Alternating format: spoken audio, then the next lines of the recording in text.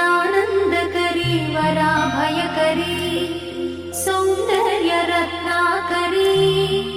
निर्धूताखिल पापनाशनकरी